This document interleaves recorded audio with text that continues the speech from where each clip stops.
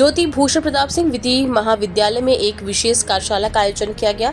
Nova Nature welfare society द्वारा संचालित इस कार्यशाला में वन्यजीव संरक्षण अधिनियम 1972 पर विशेष ध्यान केंद्रित किया गया, जिसमें छात्रों और अन्य उपस्थित लोगों को इस कानून के 66 धाराओं और 4 अनुसूचियों के विभिन्न पहलुओं से अवगत कराया गया।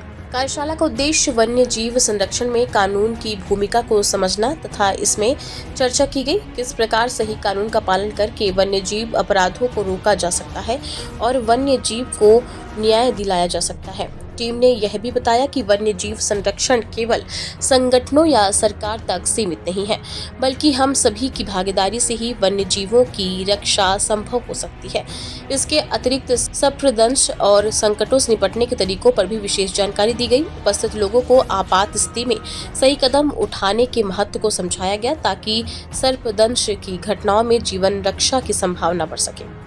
वह टीम ने वाइल्ड लाइफ के अंतर्गत किंग कोबरा एंड अदर्स के बारे में काफ़ी कुछ अच्छी जानकारियाँ दी। उनके द्वारा लोगों को अवेयर किया गया कि जो स्नैक है उसके वाइट पर हम कैसे कंट्रोल कर सकते हैं, उनको कैसे सिक्योरिटी दे सकते हैं।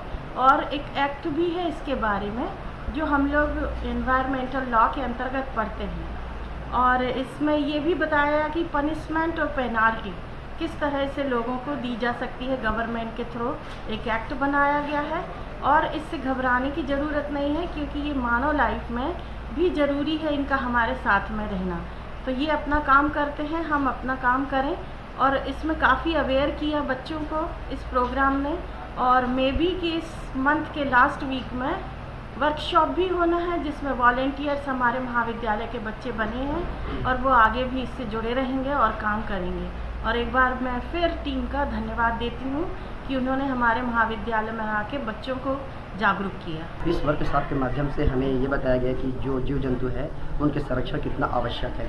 हम जानते हैं, हम लॉ के विद्यार्थियों को पढ़ाते हैं, तो जो इन्वायरमेंटल एक्ट 1882 है, वन्य जीव संरक्षण अधिनियम 1972 के जो शेड्यूल 1 और शेड्यूल 2 और उसके पार्ट 2 में वन्य जीव के संरक्षण के बारे में विशेष रूप से प्रावधान किया गया है। इसके अलावा हमारा एक फंडामेंटल ड्यूटी भी बनता है और मौलिक कर्तव्य भी इसका उल्लेख किया गया है। स्पष्ट रूप से लिखा गया है कि हमें प्राणी मात्र के प्रति दया रखना अत्यंत आवश्यक है, जीव जंतु का संरक्षण करना जरूरी है। इसके लिए राज्य सरकार को भी निर्देश दिया गया है।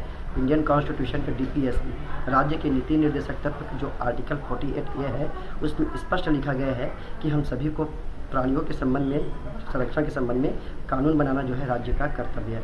तो जिस प्रकार से आज नोवा नेचर की टीम ने हमें जानकारी दिया, हम बहुत आभारी हैं। और हमें ये पता चला कि हमारा जो कोबरा क्षेत्र है कोबरा के लिए प्रसिद्ध है। मुझे इस बात की जानकारी नहीं थी। मैं उन्हें बहुत बहुत धन्यवाद देना चाहता हूँ कि आज उन्होंने इस मंच के माध्यम से हमें जानकारी दिया और आशा करता हूँ कि इसी तरीके से वो महाविद्यालय में आके हमें और बच्चों की जागृत करते रहेंगे। बहुत बहुत धन्यवाद।